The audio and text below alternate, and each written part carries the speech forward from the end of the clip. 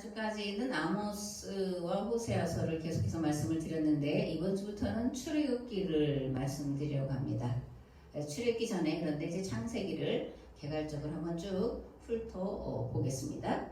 구약에는 5권의 율법서가 있는데 보통 모세의 오경이라고 부르죠. 창세기, 출애굽기, 레위기, 민수기, 신명기. 이것을 이제 5권이다. 모세가 썼다. 그래서 이제 모세 오경이다. 이렇게 부릅니다. 이제 이 모세오경 중에서 가장 마지막에 쓰여진 게 창세기라고 그랬죠. 창세기는 이야기로 된 율법서다 이렇게 말할 수가 있습니다. 특별히 이제 창세기에는 여러 이야기가 나오는데 특별히 이제 창조 이야기가 나오죠.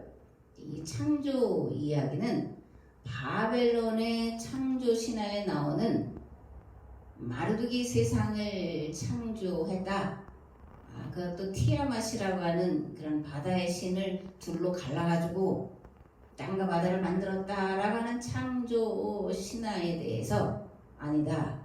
세상은 마르둑이 창조한 게 아니라 하나님이 창조하셨다라고 하는 창조 신앙을 선언하고 있음을 보게 됩니다.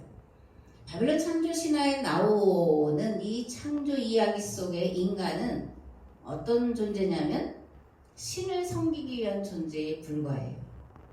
이러한 이제 인간을 신을 섬기기 위한 존재로 이야기하는 것이 고대 사회의 그런 신화들 가운데 동일한 그런 현상인데, 왜냐하면 절대 왕정 체제를 유지하고 강화하기 위한 방편으로서 그런 창조 이야기들을 쓰고 있기 때문에 그렇습니다. 메소포타미아나 이집트 문명을 이제 보게 되면 특별히 이집트의 바로는 태양신 라야들이다. 그죠? 그리고 바벨론의 왕은 마르둑의 아들 마르둑의 수호자다. 이렇게 이제 등장을 합니다. 그 신의 아들로 그 신을 수호하는 자로 그래서 절대 권력을 유지하고 백성들을 강제하고 억압하는 도구로 삼았다는 것을 우리가 알 수가 있습니다. 티아맛이라는 신을 이제 갈랐다라는 거예요. 그리고 갈른 것 하나는 이제 하늘을 하나는 땅을 창조했다 이러는데, 이건 특별히 이제 이 바벨론뿐만이 아니라 고대 사회는 다신 사회였는데, 이 다신 사회 속에 바벨론에 여러 신들이 있었는데 마르둑 신을 섬기던 자들이 자신들의 왕권을 강화하기 위해서 만들어낸 이야기라는 거예요. 인터넷에 잠깐 보니까 창세기의 이 창조 이야기, 노아의 홍수 이야기, 바벨탑 그런 이야기들이 쭉 내려오는데, 그래서 이거는 바벨론의 이런 이야기들을 표절한 거다. 이렇게 인터넷에 이렇게 올라온 그 논문 같은 것이 있더라고요. 근데 우리가 알지만 이 모세오경은 바벨론 포로지에서 수집되고 편집된 거예요. 그래서 창세기에 나오는 많은 이야기들은 바벨론에 전해 내려오는 이야기들을 담고 있으면서 그 이야기들이 무엇을 말하는지를 바르게 알려주고 있는 것이 창세기의 여러 가지 이제 신화인 것을 우리가 알아야 됩니다. 세상을 창조하신 하나님은 바벨론의 신처럼 악한 신이 아니다. 그리고 창조하신 하나님은 무에서 유를 창조하셨다. 그리고 특별히 인간은 하나님의 모양과 형상을 따라서 빚으시고 하나님의 호흡을 불어넣어 주셔서 살아있는 존재가 되게 하셨고, 더 나아가서 모든 피조물들을 다스리도록 맡기셨다고 하는, 지난번에 이제 성경 공부하다가도 말씀드렸지만 인권 선언을 하고 있는 것을 볼 수가 있습니다. 즉 창세기의 창조 이야기는 바벨론에 끌려가 노예살이하던 이스라엘 백성들이 바벨론의 창조 신화를 보고 세상을 창조한 신은 여호와시고 하나님의 세상 창조는 인간을 위한 창조라고 하는 놀라운 창조 신앙을 고백하고 있다는 것입니다. 또 이제 창세기에 7일 창조가 나오죠. 왜 7일일까? 첫째 날은 뭐하고 둘째 날은 뭐하고 일곱째 날은 사를 만드시고 이렇게 7일 동안 세상을 창조했다고 되어 있는데 하나님이 세상을 7일 동안 창조했는지는 아무도 알 수가 없어요. 다만 이 이야기는 당시에 이 메소포타미아는 태음력, 그러니까 달력, 달의 움직임을 보고 만든 태음력을 사용했다는 것을 알 수가 있습니다. 달의 움직임을 보니까 일주일 단위로 그죠? 만월이 됐다가 뭐 반달이 됐다가 초속달이 됐다가 어서였다가 하니 달의 주기를 보고 그것을 이제 일주일로 정하고 한 달을 30일로 이제 정하게 되죠. 그래서 이제 달력이다. 달을 따라서 만들었다. 그래서 이제 달력이다. 우리가 그렇게 이제 부릅니다. 달력, 월력 이렇게 말을 해요. 그래서 창조를 7일 동안 만드셨다. 이렇게 되어 있는 겁니다. 그리고 이제 바벨론의 그 발달한 것이 점성술이잖아요. 동방박사 이야기도 보지만 별을 보고서 이제 따라왔다 하는데 점성술, 요즘 말하면 뭘까요? 천문학이 발달했습니다. 왜냐하면 달의 움직임을 보면서 그 관찰하면서 자연 관찰을 통해서 이제 이런 것을 알아내고 어떻게 변화되고 그래서 어떻게 만물이 이제 되어져 가는지에 대한 것을 연구하느냐고 이제 점성술이 발달했고 특별히 달의 변화를 보고서 달력을 만들고 절기를 만든 것은 그 땅이 농사짓는 땅이었기 때문에 그런 것을 우리가 알 수 있습니다.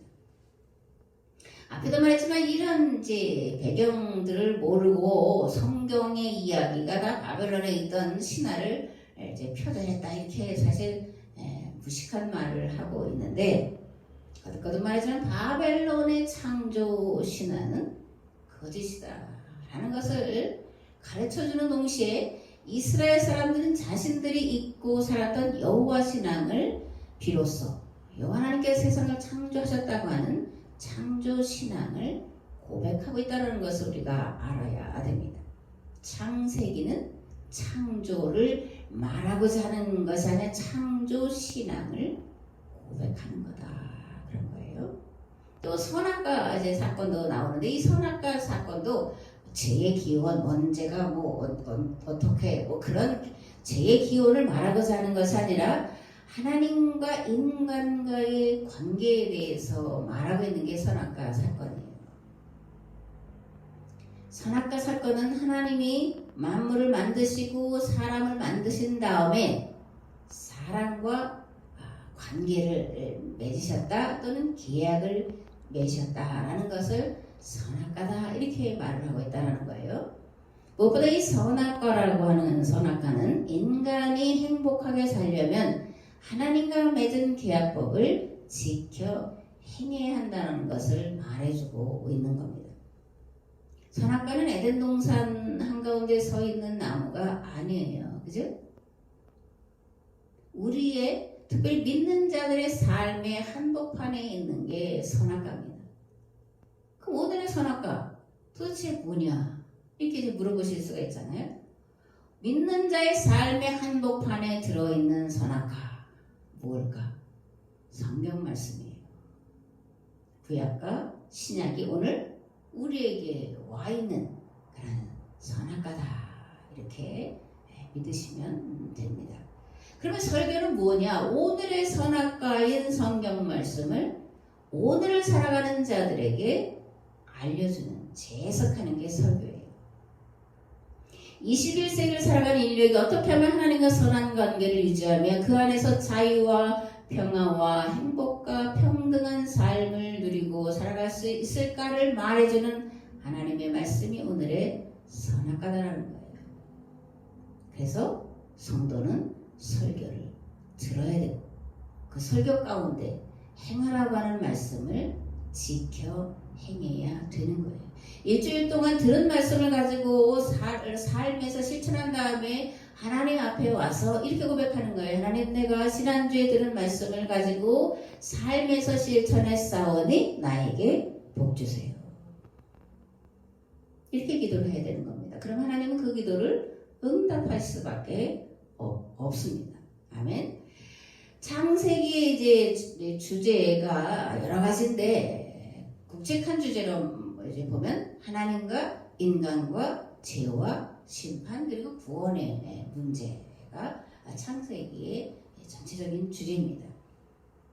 특별히 후반부에 이제 구원의 문제를 다루면서 아브라함과 이삭과 야곱, 요셉으로 이어지는 4명의 족장 이야기가 나오는데 이 4명의 족장들은 하나님께서 어떻게 세상을 구원하시려는 계획을 세우시고 실현해 나가시는지를 우리에게 이야기해주고 있는 그런 모델인 것을 알 수가 있습니다.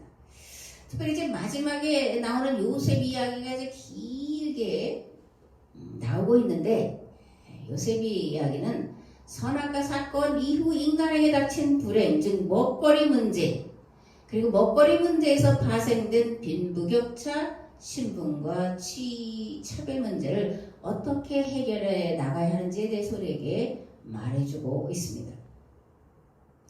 구약에서 말하는 구원은 다양해요. 오늘 우리가 생각하는 구속사적 관점에서 보는 영원 구원이 아니에요. 구약에는 영원 구원이라는 말이 없습니다. 히브리인들의 사상 속에는 영육이 분리되지 않아요. 영과 육이 하나예요. 하나님 나라와 세상 나라는 하나라는 것이 구약의 전체적인 흐름이고 히브리 사상의 특징이에요.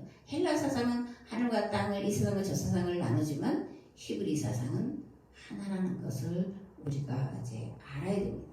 그 구약이 말하는 구원은 먹거리 문제, 질병 문제 또는 이런 재해 문제, 인간을 불행하게 만드는 그런 문제들을 해결하는 것을 구원이다 이렇게 말해요. 이 세상에 인간이 살아가면서 고통당하고 어려움당하고 슬퍼하는 문제를 해결하는 게 구원이라는 거예요. 예수님 오셔서 먹는 문제, 질병의 문제들을 이렇게 해결하시는 그런 일들을 복음서에서 많이 행하시는 이유는 그것이 구원이라고 하는 그런 개념 안에 다 들어가 있는 내용이기 때문에 그렇습니다. 이제 이 요셉 이야기와 출애굽 이야기는 이러한 구원의 문제에 대한 하나님의 계획과 방법이 무엇인지를 잘 말해주고 있습니다. 요셉의 이야기를 왜 이렇게 길게 기록을 하고 있을까? 왜 이렇게 길게 기록을 하고 있을까요? 중요하니까 그렇죠. 중요하니까 길게 기록을 하고 있습니다. 요셉이 이 땅에 이루어야 할 거룩한 나라, 즉 하나님 나라의 모델을 보여준 자이기 때문에 그러는 거예요. 우리가 살아가는 대로 요셉은 이제 17살에 애굽의 형들에 의해서 이제 팔려가죠. 그래서 보디발의 집에 종으로 팔렸고 거기서 열심히 일하다가 보디발의 아내로 인해서 억울하게 이제 강간 미수범의 그런 죄목을 뒤집어 쓰고 감옥에 들어가죠. 감옥에 들어갔다가 거기서 이제 바로의 신하 중에 떡 맡은 자와 술 맡은 이제 관원이 죄로 인해서 들어왔는데 그들이 꿈을 꾸게 되고 그들의 꿈을 이제 해몽해 주면서 그 꿈이 이제 맞았을 때에 나를 좀 내달라, 내가 이제 아무 잘못이 없이 여기 들어와 있다 이렇게 말을 하죠. 그런데 2년이 지나도 풀려난 사람이 바로에게 요셉의 이야기를 하지 않습니다. 그리고 나서 이제는 하나님이 직접 바로에게 이제 꿈을 꾸게 하는 사건이 일어나죠. 바로가 꾼 꿈, 7마리 살찐 소가 있었는데 뒤에 7마리 깡마른 소가 나타나서 살찐 소를 잡아먹었다. 또 다른 꿈을 꿨는데 풍성한 7이삭이 나왔는데 그 뒤에 바싹 마른 7이삭이 나와서 이 풍성한 7이삭을 집어삼켰다.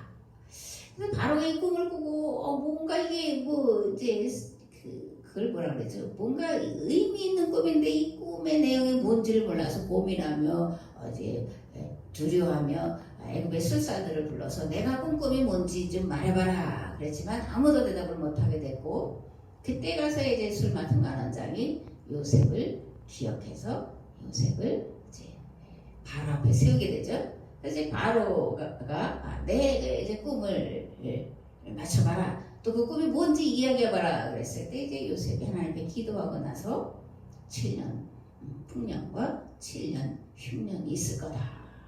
그리고 그거에 대한 대책은 이러하다. 그렇게 이야기를 했더니 왕 다음 자리, 총리의 자리를 요셉에게 물려주고, 그래서 요셉이 이제 13년 동안 계획하고 또 설계했던 그 꿈을 실현해 나가기 시작하는 것이 창세기 후반부의 이야기입니다. 그러기 전에 요셉이 이제 고향에서 꿈을 꾸죠. 해와 달과 별이 자기에게 절을 하고 곡식단이 일어나서 자기에게 절하는 꿈을 꿔요. 이 꿈 때문에 형제들이 이제 미움을 받는 거죠. 그러니까 너에게 가서 절하겠냐? 뭐 아버지까지 그렇게 하겠냐? 그러면서 이제 죽일 기회를 삼다가 애굽에 이제 팔아 넘기게 되죠. 그럼 왜 요셉은 이런 꿈을 꾸고 있을까? 해와 달과 별, 곡식단이 일어나서 자기에게 절하는 꿈을 꿀까? 꿈은 그냥 생각 없는데 꾸어지지 않아요. 꿈은 내가 평소에 생각했던 것 또는 봤던 것, 염려했던 것 또는 계획했던 것, 그런 것들을 꿈으로 대부분 이제 꾸게 됩니다. 요셉이 해와 달과 별과 곡식단이 일어나서 자기에게 절하는 꿈을 꿨다라는 얘기는 이거 다 농사 짓는 거, 먹는 문제 이야기잖아요. 요셉은 양을 치면서 주변에 많은 사람들이 굶주리고 살아가고 있고 노예와 방불한 삶을 살아가고 있는 것을 보면서 어떻게 하면 이러한 문제들을 해결할 수 있을까를 고민했다는 거예요. 그래서 그런 꿈을 꾸게 되었다 그런 거죠. 이 꿈을 이제 이루기 위해서 애굽의 노예살이를 하고 감옥에 갇히고 하는 그런 과정들을 겪습니다. 그런 과정들 속에 요셉은 어떻게 하면 세상 사람들의 먹는 문제, 신분과 빈부의 차별 문제를 해결할까 하는 구체적인 제도와 법과 조직들을 생각하게 돼요. 그리고 나서 이제 총리가 되었을 때 그것을 실행하는 거라는 얘기죠. 그러면 요셉이 한 일은 구체적으로 뭐냐? 토지법을 이제 새롭게 제정을 하는 거죠. 그래서 대지주가 없게 만듭니다. 두 번째로 세율을 20%. 요즘 그 가근세라든가 뭐 근로소득세라든가 우리 20% 넘죠. 또 교인들은 11조 내야 되지. 이 조세 저항이 만만치 않습니다. 그런데 요셉은 20% 세율로, 그리고 요즘 말하면 작은 정부를 조직하고 있음을 보게 됩니다. 세 번째로 주택 문제를 해결해요. 당시에 가난한 사람들이 제대로 된 집을 짓고 사는 게 아니에요. 그런데 7년 풍년과 7년 흉년 후에 그 천막과 같고 그런 무더기 같은 데서 살던 사람들 다 이주시켜서 집 문제를 해결해주고 있는 것을 보게 되고, 이제 홍수에 대비해서 이제 물꼬를 트고 수로를 만드는 그런 일들을 합니다. 그리고 신분을 통일하죠. 노예가 있고 뭐 종이 있고 뭐가 있고 일반이 있고 이런 것이 아니라 다 왕 이외에는 모두가 다 이제 평범한 일반 백성으로 이렇게 만들어 놓는 일을 합니다. 그래서 이런 요셉의 정책을 따라서 이집트는 그 당시에 고대 사회, 정말 평등한 사회, 그리고 모두가 배부른 사회, 차별이 없는 그런 사회를 만들면서 안정된 체제를 유지해 나갔던 것을 이제 볼 수가 있습니다. 문제는 그 요셉이 죽고 그리고 나서 요셉을 알지 못하는 새로운 왕조가 탄생했다라는 거예요. 이제 이 새로운 왕조는 밖에서 들어온 민족일 수도 있어요. 그러니까 요셉을 알지 못하는 거죠. 그 새로운 왕조가 등장하면서 요셉이 만들어 놓은 체제를 또다시 절대 왕정 체제로 이제 전환을 하고 백성들도 노예로 다시금 만들어 놨습니다. 그리고 요셉을 알지 못하는 왕은 히브리인들을 억압하기 시작하는데, 왜냐하면 히브리인들이 생육이 중다했다, 많이 낳고 잘 자랐다, 이제 이런 이야기죠. 그래서 히브리 사람들이 많아지는 것을 보면서 저러다가는 우리가 저들의 종로를 달지 모른다. 만약 전쟁이 일어나면 저들이 우리의 반대편에 서서 우리가 싸울 거 아니냐, 그리고 우리의 지배에서 벗어날 것이 아니냐. 그래서 이들을 혹독하게 다루려고 하는데 이제 거대한 토목공사를 시작하고 그 토목공사에 이제 동원하는 그런 일들을 하게 됩니다. 출애굽기 1장에 보면 이렇게 기록이 되어 있습니다. 그래서 이집트 사람들은 이스라엘 자손을 부리는 공사 감독관을 두어서 강제 노동으로 그들을 억압하였다.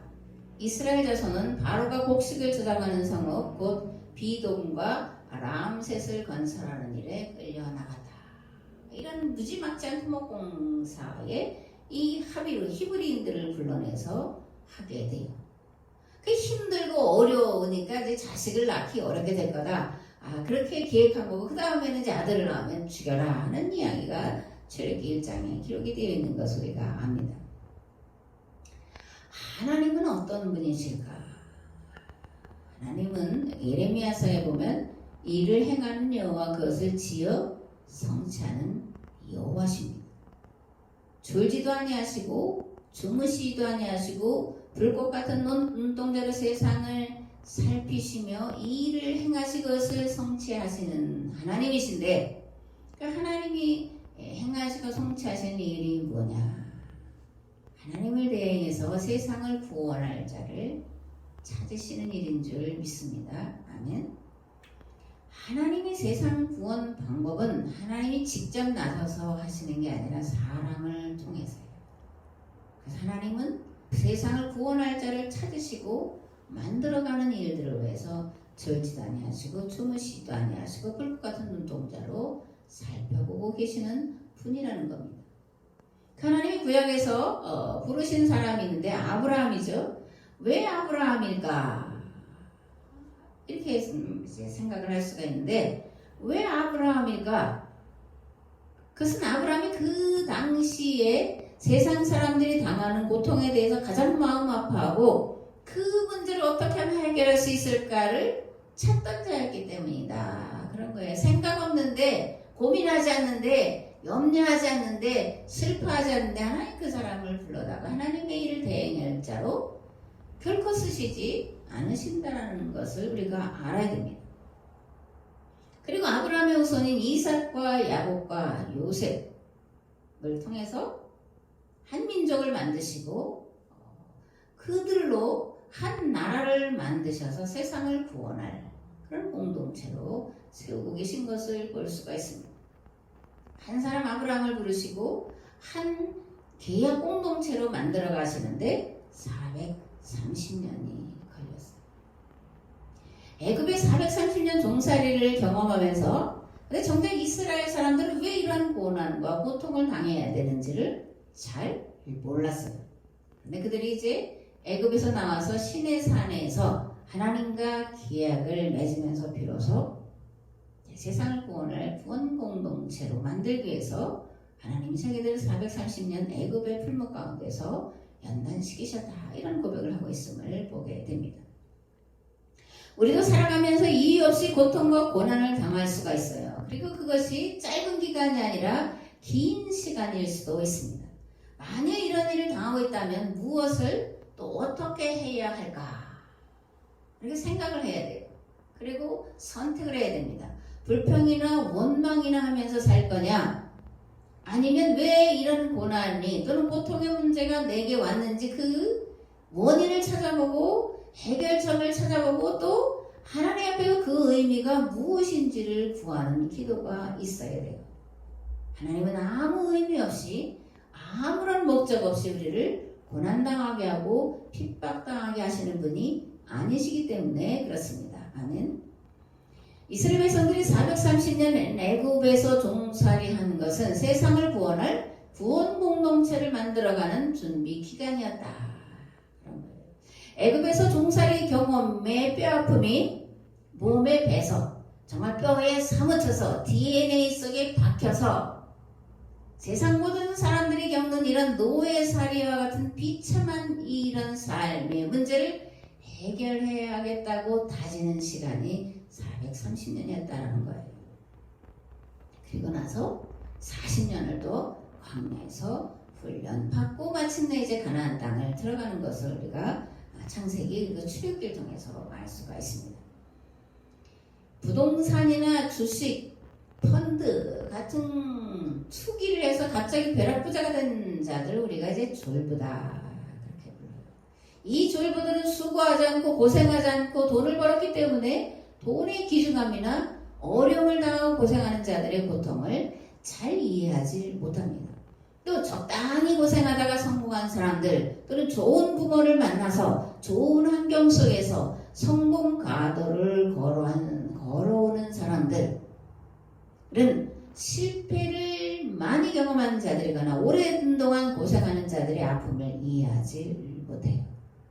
그러나 오랜 시간 동안 고생하고 또 여러 차례 실패를 경험한 자는 마음에 그런 것들이 사무쳐 있기 때문에 자기와 같이 어려움 당하고 실패한 자들을 외면할 수가 없게 되는 거예요. 그들을 도와주려고 하고 그들을 불쌍히 여기고 긍휼히 여기게 되는 겁니다. 애굽의 430년은 그런 기간이었다는 거예요. 고난은 사람을 정결하게 만들어요. 고난은 사람을 강하게 만듭니다. 고난은 사람을 하나님처럼 만드는 그런 훈련, 교관인 것을 믿으시길 바랍니다. 아멘. 출애굽기 1장 1절에서 14절 말씀을 봉독하겠습니다. 야곱과 함께 각각 자기 가족을 데리고 애굽에 이른 이스라엘 아들들의 이름은 이러하니 르우벤과 시므온과 레위와 유다와 이사갈과 스불론과 베냐민과 단과 납달리와 갓과 아셀이요 야곱의 허리에서 나온 사람이 모두 70이요 요셉은 애굽에 있었더라. 요셉과 그의 모든 형제와 그 시대의 사람은 다 죽었고 이스라엘 자손은 생육하고 불어나 번성하고 매우 강하여 온 땅에 가득하게 되었더라. 요셉을 알지 못하는 새 왕이 일어나 애굽을 다스리더니 그가 그 백성에 이르되 이 백성 이스라엘 자손이 우리보다 많고 강하도다. 자, 우리가 그들에게 대하여 지혜롭게 하자. 두렵건대 그들이 더 많게 되면 전쟁이 일어날 때 우리 대적과 합하여 우리와 싸우고 이 땅에서 나갈까 하노라 하고 감독들을 그들 위에 세우고 그들에게 무거운 짐을 지어 괴롭게 하여 그들에게 바로를 위하여 북고성과 비동과 라암셋을 건축하게 하니라. 그러나 학대를 받을수록 더욱 번성하여 퍼져나가니 애굽 사람이 이스라엘 자손으로 말미암아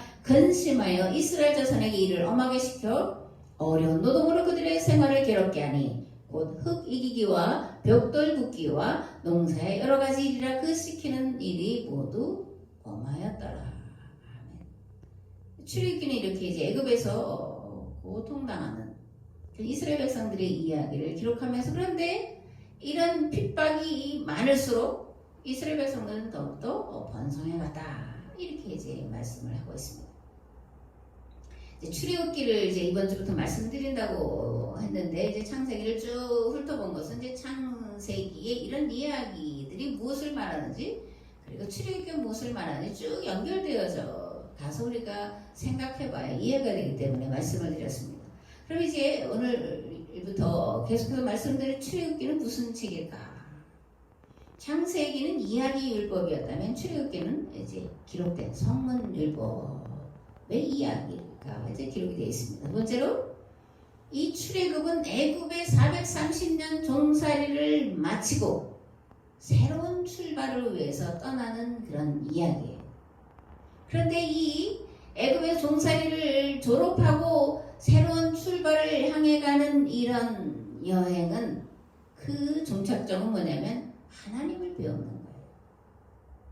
모세가 출애굽한 백성들이 이끌고 시내산으로 가는 것은 그들로 하나님을 경험하기 위해서.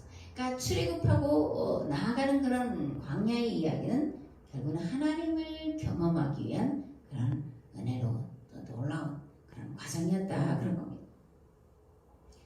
오늘 우리가 그런데 네 번째로 생각해야 될 이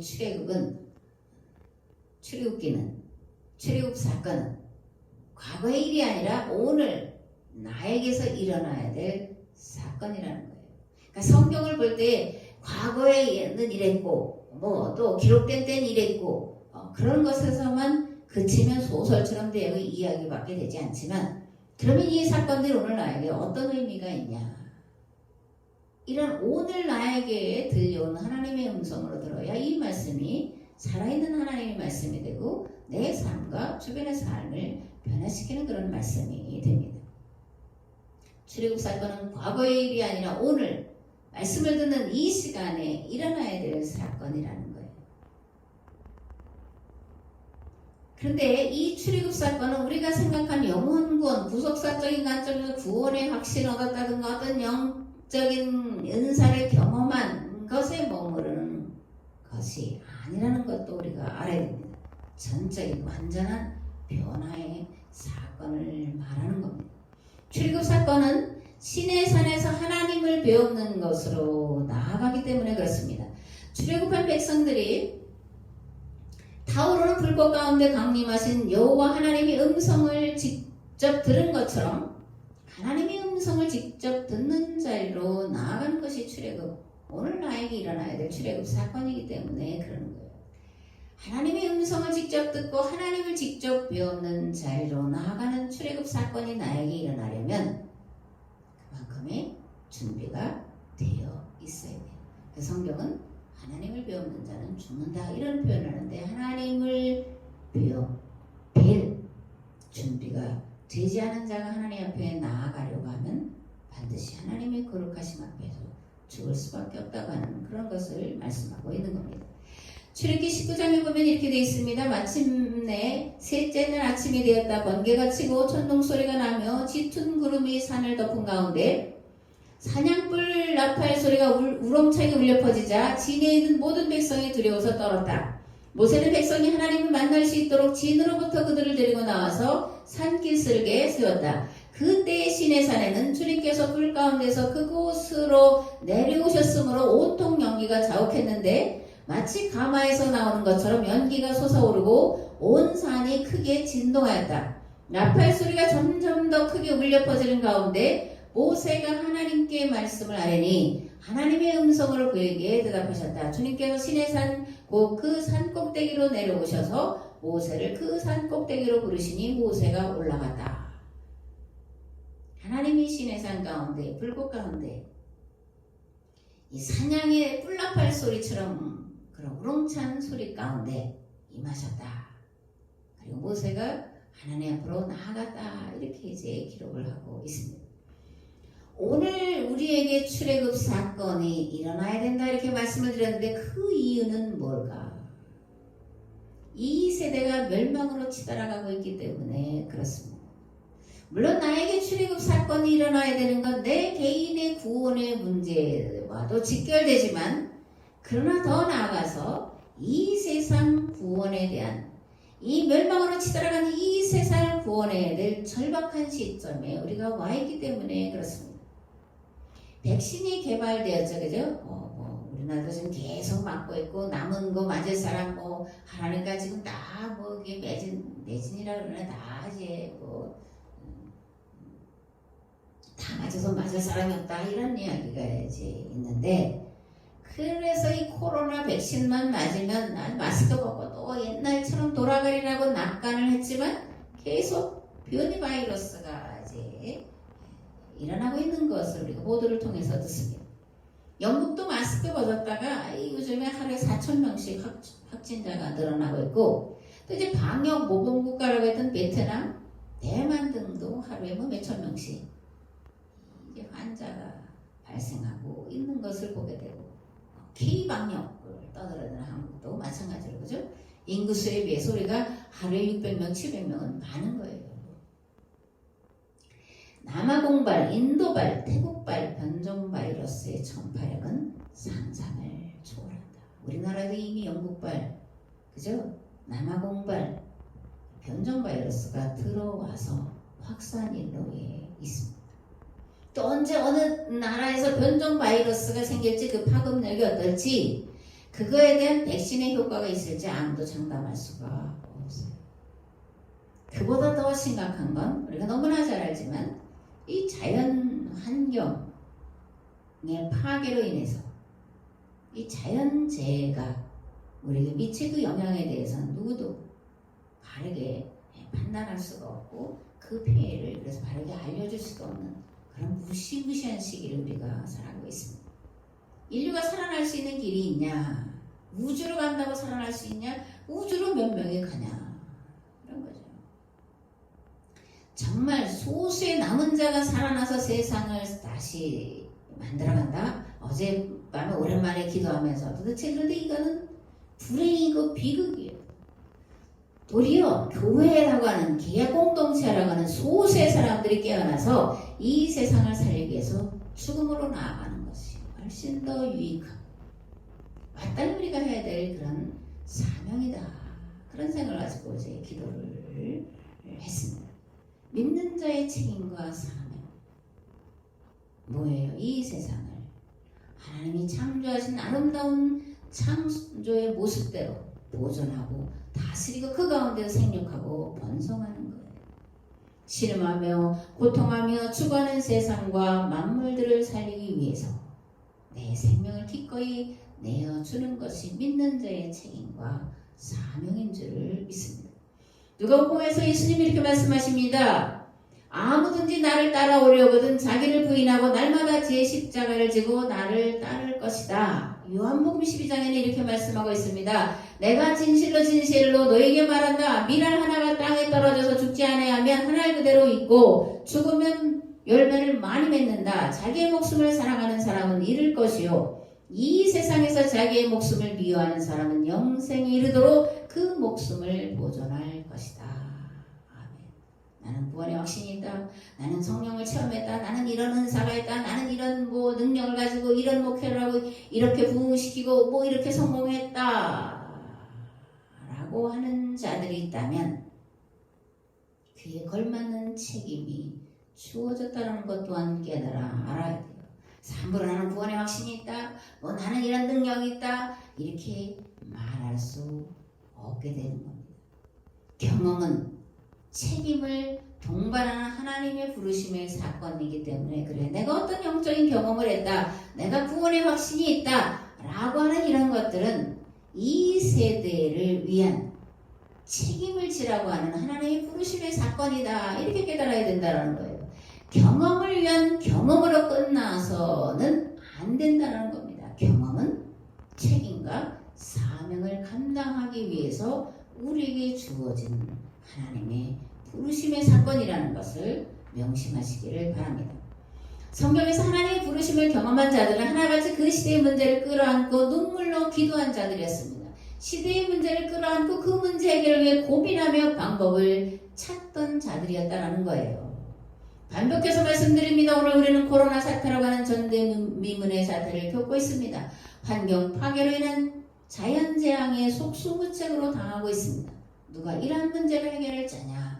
누가 망해가는 세상에 생명의 빛을 던져줄 자냐? 우리가 물음을 던져야 돼요. 말씀을 통해 요셉이 경험되어지고 모세가 경험되어지고 출애굽이 경험된 자들, 이들이 이 세대가 풀지 못할 이 멸망으로 치달아간 이 세상을 구원할 자들이라는 거예요. 아모스와 호세아의 마음과 일치가 되고 눈물의 선지자 에레미야의 심정과 일치가 된 성도, 그러한 성도들이 모인 계약 공동체, 그들이 이 세상을 구원할 하나님의 유일무이한 도구라는 것입니다. 아멘. 이제는 길과 진리와 생명 되신 예수 그리스도의 은혜와 아버지 하나님의 무한하시고 극진하신 사랑하신 것, 성령님의 감화 감동 교통 역사하시고 특별히 출애굽기를 통해서 출애굽의 주인공이 되어서 이 시대에 멸망으로 치달아간 이 시대를 구원할 방법을 찾고자 결단하고 돌아온 우리 삶의 자리 위에, 이 교회 위에, 이 나라, 이 민족 위에 이제부터 영원토록 함께 하옵시기를 간절히 축원하옵나이다. 아멘.